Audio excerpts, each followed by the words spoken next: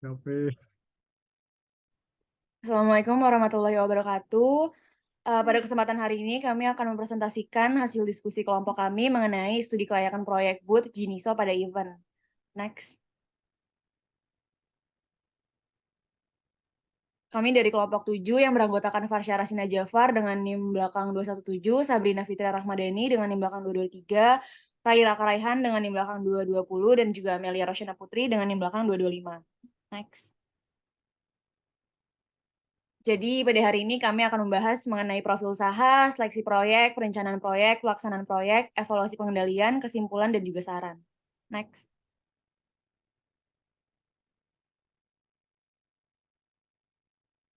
Eh, Masuk ke profil usaha,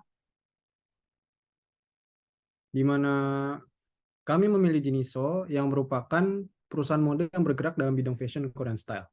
Jiniso sendiri merupakan salah satu brand jeans lokal yang kini banyak digandrungi anak muda karena kualitas dan potongannya yang nyaman dikenakan tetapi memiliki harga yang lebih terjangkau. Jiniso sendiri dibangun sejak Desember 2018 oleh Dian Fiona selaku co-founder.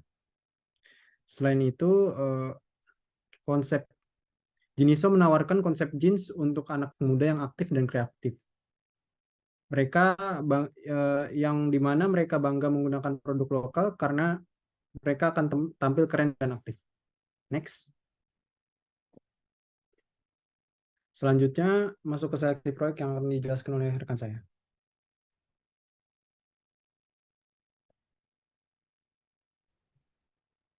Selanjutnya yaitu seleksi proyek. Yang pertama ada aspek pasar.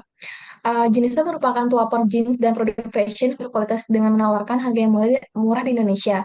Keunggulan Jiniso dibanding merek jeans lainnya adalah karena Jiniso menawarkan jeans oversize dan dimulai dari celana ukuran 28 hingga celana berukuran 38. Jiniso memanfaatkan media sosial Instagram untuk menjual dan memasarkan produknya dengan username @jiniso.id. Melalui Instagram, Jiniso mempromosikan produk-produknya. Tidak hanya mempromosikan produknya, Jiniso juga berkolaborasi dengan public figure, memanfaatkan fitur Instagram seperti siaran langsung, toko mengunggah feeds dan story yang menarik perhatian, mengadakan giveaway, dan membuat filter story sampai mengajak audiens bermain bersama. Kesuksesan Jiniso dalam memasarkan produknya secara online melalui Instagram, Shopee, TikTok, Lazada, maupun Tokopedia, sukses mempunyai banyak pelanggan, serta request untuk membuka offline store. Maka dari itu, untuk semakin menarik pasar, perlu dilakukan pengembangan dalam proses pemasaran. Salah satunya yaitu membuka booth pada berbagai event. Pembukaan booth store ini akan semakin meningkatkan image branding, marketing, dan produk Jiniso lebih dikenal oleh masyarakat dan dari berbagai kalangan. Next.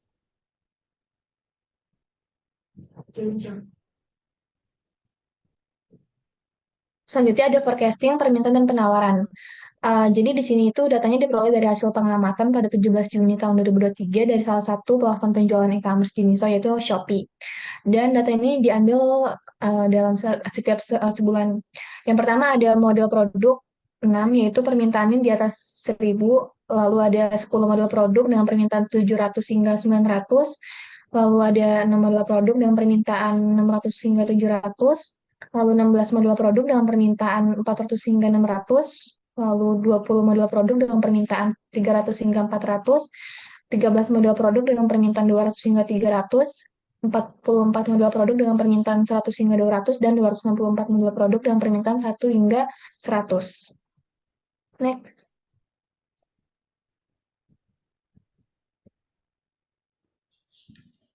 Selanjutnya, masuk kepada aspek teknis. Yang pertama adalah lokasi. Jiniso memfokuskan penjualan secara online melalui e-commerce sehingga tidak memiliki toko offline. Nah, kami berencana untuk membuka booth, contohnya yaitu pendirian booth di event Jakarta International Expo Kemayoran atau J-Expo. Nah, J-Expo merupakan salah satu event tahunan yang ada di Jakarta. Perhelatan ini digelar selama 1 bulan dari pertengahan Juni hingga Juli. Di acara ini ada berbagai pertunjukan musik, pameran, kios perbelanjaan, dan deretan kuliner khas Jakarta yang bisa dinikmati. Pembukaan booth store Jiniso pada event ini pasti akan menarik banyak masyarakat. Yang kedua, peminat teknologi. Jiniso ini menjual produknya di 3 platform e-commerce besar yang ada di Indonesia, yaitu Shopee, Tokopedia, dan Lazada. Di platform Shopee, Jiniso menjadi top 3 brand fashion wanita terlaris. Nah, untuk semakin menarik minat masyarakat, Jiniso melakukan kolaborasi dengan beberapa selebgram dan selebtok. Selebriti ini bertugas melakukan promosi produk Jiniso, salah satunya yaitu dengan memberikan review yang menarik melalui Instagram dan TikTok mereka. Sehingga produk Jiniso semakin dikenal banyak masyarakat dari berbagai kalangan yang berasal dari para pengikut Instagram maupun TikTok selebriti ini. Nah, Jiniso juga seringkali melakukan live TikTok maupun Instagram untuk promosi dan berjualan dengan berkolaborasi dengan selebgram dan seleb TikTok ini. Viewers yang dihasilkan pun mencapai ribuan. Konten-konten yang dibuat oleh mereka terkait produk Jiniso juga mendapat viewers yang banyak sampai jutaan hingga ribuan like. Selanjutnya itu ada aspek sosial budaya. Yang pertama, demografi. Jadi produk yang ditawarkan perusahaan Jiniso ini mencakup semua kalangan karena dapat dilihat melalui penyediaan ukuran jeans dari ukuran 27 sampai dengan 42. Dengan menargetkan anak muda hingga orang dewasa, tetapi lebih fokus pada anak muda. Selain itu, produk ini memiliki harga yang dapat bersaing ditambah dengan kualitas bahan, motif, dan cutting dari produk Jiniso. Jiniso memiliki gaya fashion Korean style jeans yang sedang trendy dan hype di kalangan masyarakat sekarang, sehingga Jiniso dapat memenuhi tingkat kebutuhan masyarakat dalam berfashion. Yang kedua itu ada menciptakan lapangan kerja baru. Jadi Jiniso memiliki 7 rumah produksi yang pastinya membutuhkan banyak tenaga pekerja. Selain pekerja yang bertugas di bagian produksi, Jiniso juga aktif di berbagai sosial media. Owner Jiniso itu tidak mungkin bisa menghandle semuanya sendiri, maka dari itu banyak muncul lowongan kerja misalnya content writer, desain grafis, admin sosial media, konten creator, serta masih banyak lagi tenaga kerja yang dibutuhkan perusahaan mode Jiniso ini. Dengan demikian, banyak lowongan pekerjaan baru yang telah diciptakan oleh Jiniso. Next. Selanjutnya yang ketiga itu ada peningkatan pertumbuhan perekonomian. Jadi Jiniso banyak sekali menciptakan lapangan pekerjaan bagi masyarakat. Lapangan pekerjaan ini dapat membantu masyarakat meningkatkan dan menstabilkan perekonomian mereka serta terrealisasikannya program pemerintah dalam pemberantasan kemiskinan. Perekonomian yang stabil akan membuat kebutuhan manusia terpenuhi, misal kebutuhan gizi, pendidikan, maupun yang lainnya, sehingga terjadi peningkatan kualitas sumber daya manusia. Selain itu, negara juga mendapatkan pemasukan pajak dari perusahaan ini. Selanjutnya yang keempat ada perubahan budaya. Di Indonesia saat ini sedang tren budaya Korea, dari mulai fashion, make up, gaya hidup, hingga kuliner ala Korea, yang saat ini begitu meluas dan dianggap sebagai bisnis yang bergiurkan. Dalam hal ini banyak industri mode Indonesia yang berlomba memproduksi fashion Korean style, salah satunya Jiniso. Korean style ini sangat diminati dari berbagai kalangan, mulai dari remaja sampai dewasa. Jiniso menjual berbagai fashion jeans dengan Korean style, mulai dari celana, jaket, baju, aksesoris, dan lainnya. Jiniso mendapatkan permintaan dan peminat yang banyak dari masyarakat. Next.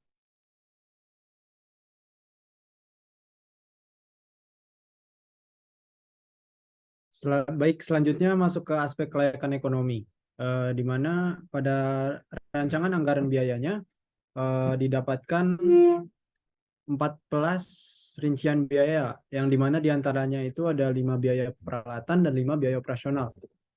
Nah, untuk total biaya modal yang dibutuhkannya sendiri itu di kisaran Rp31.580.000. Nah, masuk ke laporan keuangannya, ada net income pada tahun 2022, di mana penjumlahan dari biaya bahan baku, biaya overhead variabel, dan biaya overhead tetap, maka didapatkan harga pokok produksi sebesar Rp240.633.392.400. Nah, dari total HPP tersebut, dan diketahuinya jumlah produksi yang sebesar 1.800.000 unit, maka didapatkan HPP per unit sebesar Rp133.685. Untuk harga jual per unitnya sendiri, pemilik Jiniso ingin menghargai sebesar Rp150.000, sehingga laba yang diharapkan adalah 12,2%. Nah, masuk ke free cash flow pada tahun 2022, di mana total pendapatan yang didapat oleh Jiniso.id sendiri sebesar Rp240.800.000,000. Dengan net profit margin 10%, maka laba bersih yang didapatkan oleh Jiniso.id sebesar Rp24.480.000,000. Nah, dari laba bersih tersebut dikurangi lagi dengan dividen payout ratio sebesar 10%, atau sejumlah dengan Rp2.448.000.000, sehingga total free cash flow pada tahun 2022 tersisa 22 miliar 32 juta rupiah. Next. Selanjutnya ada indikator seleksi proyek. Yang pertama itu kita membahas BEP-nya atau break even point-nya, di mana di dalamnya itu kita dapatkan break even unitnya sebesar 1.403.169 unit, dan untuk break even price-nya 211 miliar 969.466.666 rupiah untuk mencapai titik balik modalnya. Nah, untuk indikator lainnya itu ada payback period yang berkisar antara 39 sampai 40 hari, lalu ada net present value dan internal rate of return yang tidak diketahui, dan yang terakhir itu ada return on investment sebesar 74%. Next. Selanjutnya yaitu ada perencanaan proyek. Next. Yang pertama ada struktur perusahaan. Yang pertama ada owner, di bawah owner ada dewan kewirausahaan, lalu ada komite audit, lalu di bawahnya ada direktur umum, dan di bawahnya ada sekretaris dan internal audit. Lalu di bawahnya sekretaris dan internal audit itu ada direktur produksi, pemasaran, direktur umum dan SDM, dan direktur keuangan. Next. Oke, selanjutnya di sini masuk ke deskripsi umum proyek. Jadi, proyek yang tim kami jalankan termasuk dalam jenis proyek yang bertujuan untuk pengembangan, peningkatan omset, serta menaikkan personal branding Jiniso agar orang-orang semakin mengenalnya. Dalam hal ini, kami memiliki program pembangunan booth store di berbagai event yang ada di Jakarta. Sejak awal berdirinya pada tahun 2018, Jiniso ini terlalu fokus pada penjualan secara online melalui e-commerce seperti Shopee, Tokopedia, dan Lazada, sehingga tidak memiliki toko offline atau booth store di mall. Proyek ini bertujuan untuk melakukan promosi dan pengenalan produk Jiniso secara offline atau langsung kepada masyarakat. Walaupun penjualan online yang dilakukan Jiniso sudah sangat berkembang pesat, Jiniso juga sudah memiliki nama yang besar dalam industri mode, tetapi tetap perlu diadakan penjualan secara offline karena tidak semua kalangan masyarakat dapat menggunakan atau mengakses internet untuk berbelanja online. Pendirian dari booth store event Jiniso sendiri yaitu untuk memanfaatkan potensi yang ada dalam memberikan pengalaman belanja yang menarik, nyaman, dan memuaskan kepada konsumen atau pelanggan.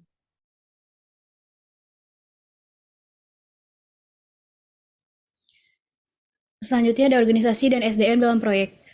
Yang pertama itu ada owner. Owner adalah pemilik bisnis, maka sudah sewajarnya owner memiliki rasa tanggung jawab yang besar terhadap perusahaan yang dimilikinya sendiri. Namun bukan berarti owner ini selalu memiliki tugas yang paling banyak. Owner memiliki tugas untuk mengembangkan usaha dan menemukan peluang atau terobosan baru.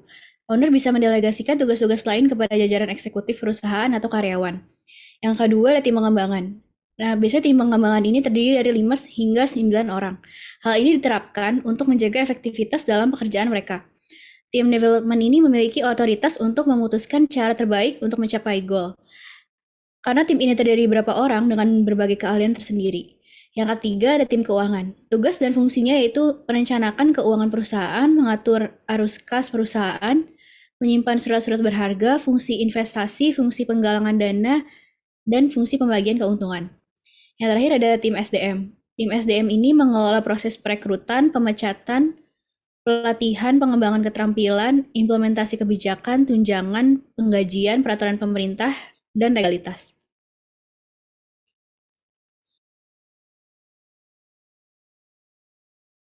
Baik, selanjutnya masuk ke pendanaan proyek, yang dimana proyek ini sepenuhnya menggunakan modal dari internal perusahaan Jiniso.id. Yang berikut adalah rinciannya. Yang pertama itu modal ini disediakan dari laba bersih perusahaan sebesar 10%, di mana sejumlah 2.448 juta dengan persentase modalnya masih 100% nih. Nah, untuk kebutuhan modal proyek kami sendiri itu hanya dibutuhkan sebesar 31.580.000 rupiah, atau hanya 1,3% dari jumlah laba yang ditahan tadi. Sehingga sisa modal yang terpakai itu sejumlah 2.416.420.000 rupiah. Next.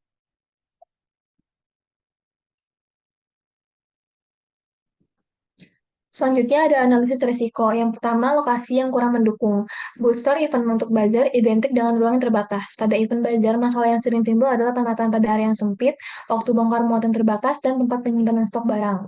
Untuk mengatasi permasalahan tersebut, dibutuhkan desain display yang simpel dan multifungsi. Sebagai contoh, tempat untuk memajang produk juga dapat difungsikan sebagai tempat menyimpan stok produk tanpa menyingkirkan kesan estetis. Tujuannya agar menarik perhatian pengunjung untuk membeli produk yang ditawarkan, sekaligus sebagai tempat untuk menyimpan stok barang. Yang kedua, perencanaan waktu yang tidak tepat. Keberhasilan atau kegagalan dalam penyelesaian proyek tergantung dari perencanaan, penjadwalan, dan pengendalian proyek yang dikelola secara efektif dan efisien. Namun, seringkali masih banyak penyelesaian proyek yang tidak dikelola dengan efektif dan efisien. Hal ini mengakibatkan waktu penyelesaian proyek terlambat, biaya proyek membengkak, dan kinerja menurun. Keterlambatan penyelesaian proyek ini sangat erat hubungannya dengan biaya dan waktu. Semakin mundur penyelesaian proyek, maka biaya yang dibutuhkan akan semakin besar, dan membutuhkan waktu yang lebih lama lagi.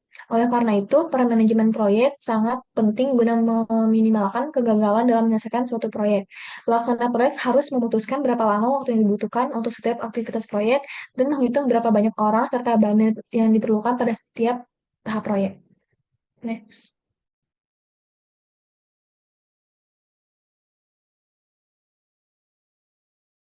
Ya, masuk ke metode dan teknik dari manajemen proyek yang kami gunakan ini. Yang pertama itu ada metode PERT atau Project Evaluation and Review Technique, di mana pada metode PERT tersebut didapatkan 13 tahapan, yakni tahap A sampai M dengan rincian kegiatan sebagai berikut. Yang pertama itu ada identifikasi kebutuhan pemasaran dengan waktu yang diharapkan itu 4 hari. Lalu ada perencanaan strategi pemasaran dengan waktu 5 hari. Lalu ada pertemuan dengan event organizer dengan waktu 2 hari. Lalu ada perencanaan anggaran dengan waktu 3 hari. Pemilihan lokasi booth dengan waktu 4 hari. Pembuatan dan desain booth dengan waktu 6 hari. Pemilihan dan pembelian peralatan dengan waktu 4 hari. Lalu ada pengaturan dekorasi dengan waktu 2 hari. Pemasangan peralatan dengan waktu 4 hari. Penyusunan produk dengan waktu 5 hari. Perencanaan promosi dengan waktu 3 hari, pelatihan karyawan selama 4 hari, dan yang terakhir itu peluncuran booth dengan kisaran waktu 2 hari.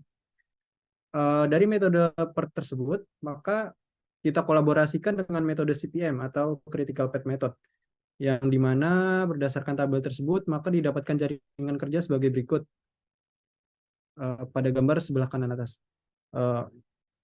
Dari jaringan kerja tersebut, maka didapatkan 4 jalur lintasan yang dapat dilalui proyek kami. Yang pertama itu ada di jalur pertama itu dengan total waktu 42 hari, lalu di jalur kedua dengan total waktu 43 hari, lalu di jalur ketiga dengan total waktu 40 hari, dan yang terakhir di jalur keempat dengan total waktu 41 hari. Nah, untuk jalur kritisnya sendiri berdasarkan waktu terlama, yang berarti ada pada jalur kedua dengan total waktu 43 hari. Next. Oke, selanjutnya di sini ada pelaksanaan proyek. Next. Oke, selanjutnya ada output yang dihasilkan. Sampai dengan saat ini, Jiniso terus melakukan pengembangan dari segi model dan desain untuk memenuhi kebutuhan yang ada di masyarakat. Jiniso tidak hanya menjual celana jeans saja, tetapi mulai berkembang di bagian lainnya, yaitu baju, aksesoris, tas, dan yang lainnya. Untuk proses promosi dan penjualan, Jiniso masih fokus dilakukan secara display. Secara offline, Jiniso masih memproduksi berbagai fashion dengan model Korean style, karena style ini masih menjadi tren di masyarakat. Dengan demikian, kebutuhan masyarakat bisa terpenuhi. Jadi, untuk pengembangan penjualan offline melalui booth store event, kelompok kami memiliki tujuan agar image brand Jiniso semakin meningkat di mata masyarakat. Penjualan melalui offline dengan booth store di event ini pasti akan menarik banyak minat orang-orang, akan menciptakan hubungan yang kuat antara merek dan juga pelanggan.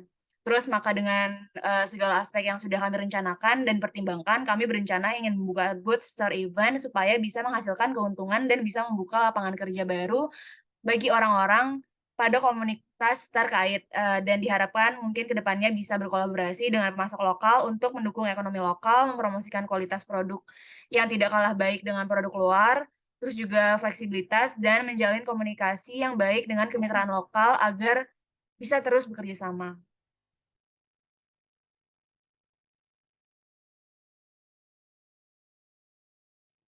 Selanjutnya ada percobaan untuk menciptakan model dan desain yang menarik. Model dan desain Jiniso ini selalu berusaha mengikuti tren yang ada di masyarakat. Misalnya saat ini sedang tren model Korean style, Jiniso juga memproduksi model tersebut sehingga banyak menarik minat masyarakat. Selain itu, Jiniso juga menyediakan berbagai ukuran untuk produknya, mulai dari 27 sampai dengan 42. Dengan demikian, kebutuhan masyarakat akan fashion terpenuhi. Maka dengan ini, kami kedepannya akan membuat strategi dan upaya agar apa yang ingin kita lakukan untuk menciptakan banyak model dan desain yang menarik bisa tercapai, yakni sebagai berikut. Next. Yang pertama ada perencanaan bisnis. Tujuan pertama dari perencanaan bisnis untuk memastikan bahwa bisnis dijalankan berjalan sesuai dengan visi dan misi yang sudah ditentukan di awal. Agar pengusaha ini bisa mengetahui berapa jumlah sumber daya yang diperlukan untuk kegiatan operasional perusahaan. Kapan bisnis akan membuat profit yang ditargetkan, melakukan evaluasi untuk usaha atau bisnis selanjutnya. Perencanaan yang baik akan membantu Jiniso memiliki gambaran yang jelas tentang tujuan bisnis dan langkah-langkah yang ingin dicapai. Yang kedua, analisis pasar.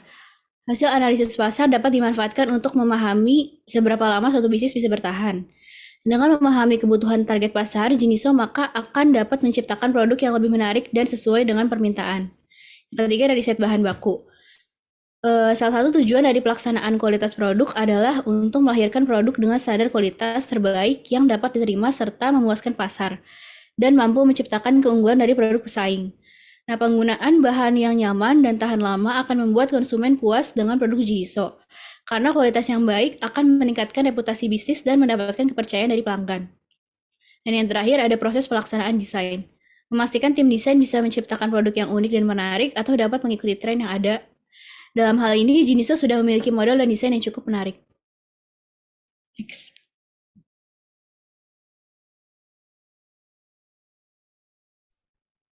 Selanjutnya masuk ke perizinan dalam membuat tempat usaha atau booth. Untuk pendirian booth store sendiri, di event-event tertentu tidak membutuhkan perizinan seperti pembukaan tempat usaha, melainkan hanya perlu mendapatkan izin dari penyelenggara event dan mentaati peraturan dan regulasi yang disediakan oleh penyelenggara tersebut. Next. Selanjutnya kita masuk ke evaluasi pengendalian. Next. Nah, yang pertama ada evaluasi proyek pada fase perencanaan, di mana pada saat fase perencanaan ini evaluasi dilakukan pada berbagai aspek seperti aspek pasar, teknis, ekonomi, maupun aspek sosial budaya. Dalam semua aspek tersebut, proyek ini menunjukkan hal yang positif, di mana ROI atau Return on Investment sendiri menunjukkan hasil yang positif sebesar 74%.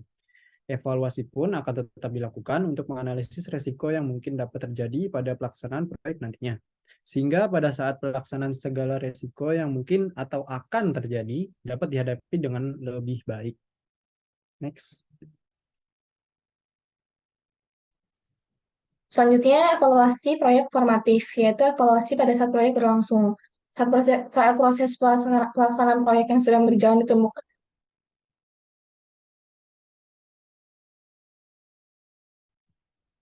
Saat proses pelaksanaan proyek yang sedang berjalan ditemukan adanya hambatan, event terkait pameran atau bazar yang ada di Jakarta hanya ada pada waktu-waktu tertentu saja, sehingga apabila kita tidak memaksimalkan waktu tersebut, maka kita tidak akan mendapat keuntungan yang signifikan. Selain itu, pembuatan booth per event membutuhkan berbagai perencanaan yang matang. Perencanaan yang matang diperlukan dalam penentuan lokasi booth per event dan desain booth. Mengetahui lokasi pameran sangat penting karena dengan mengetahui lokasi pameran kita juga pasti akan mengetahui sektor area, gedung yang digunakan, fasilitas, serta pengunjung yang akan datang nantinya. Membuat booth pameran menjadi menarik adalah salah satu teknik untuk membuat booth menjadi ramai akan pengunjung.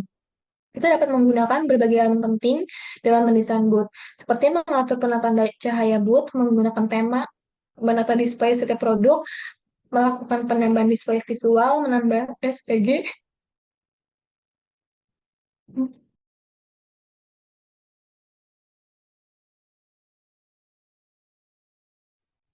dan menampilkan promo yang cakep. Selanjutnya yaitu evaluasi proyek sumatif, yaitu evaluasi setelah penyelesaian proyek.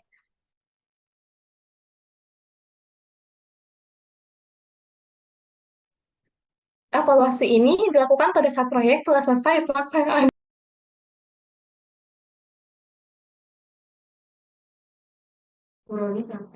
yaitu pada saat acara pameran atau booth ser itu sudah selesai.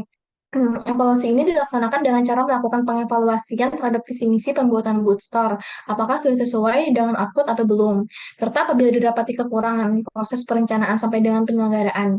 Maka dari itu akan dijadikan pembelajaran atau masukan bagi proyek-proyek lain ke depannya. Next.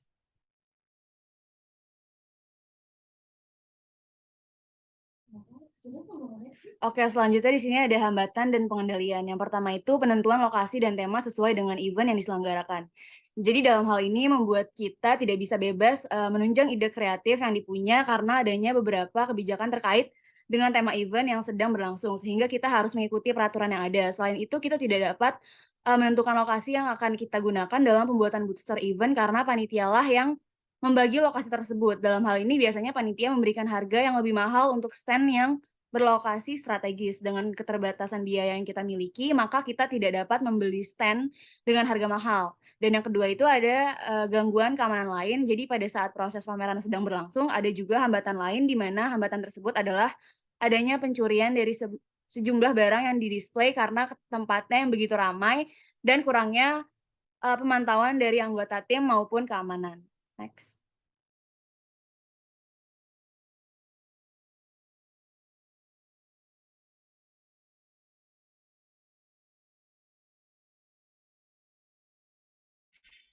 Selanjutnya ada kesimpulan dan saran. Next.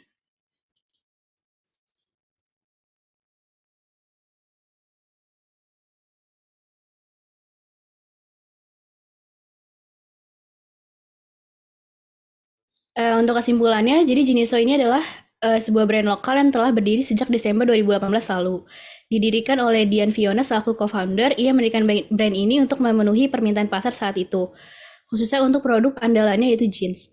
Metode yang kami gunakan untuk menentukan pelaksana kegiatan dan waktu kegiatan adalah kolaborasi antara metode Project Evaluation and Review Method atau PIRT dan Critical Path Method atau CPM. Dari penggunaan metode tersebut dapat disimpulkan bahwa waktu penyelesaian proyek tercepat dilakukan dengan waktu 40 hari. Sementara itu untuk waktu penyelesaian proyek terlama dapat dilakukan dalam kurun waktu 43 hari. Nah, berdasarkan hasil dari aspek kelayakan pasar, teknis, sosial budaya, dan ekonomi yang telah dibahas pada bagian pembahasan, proyek ini dapat atau layak dijalankan. Dikarenakan pada aspek pasar sendiri, proyek ini dapat menjangkau konsumen baru dan peluang pasar baru. Pada aspek teknis, lokasi pameran terbilang cukup strategis, pembukaannya pasti sangat diminati oleh masyarakat. Lalu pada aspek sosial budaya, Jiniso telah mengikuti tren fashion yang berkiblat pada Korean fashion style, yang dimana hal ini sangat diminati dari berbagai kalangan, mulai dari remaja sampai dewasa saat ini. Dan terakhir, berdasarkan aspek ekonomi, proyek ini menunjukkan bahwa investasi dapat kembali dalam waktu yang relatif singkat dan tingkat pengembalian yang baik terhadap investasi awal pada proyek ini. Next.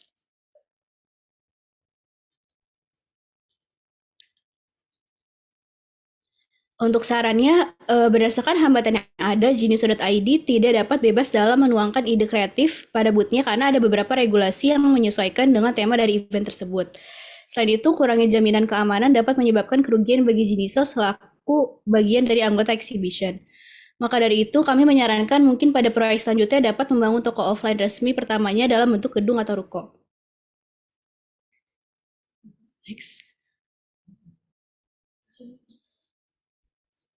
Sekian paparan proyek dari kelompok 7, lebih kurangnya mohon maaf. Wassalamualaikum warahmatullahi wabarakatuh.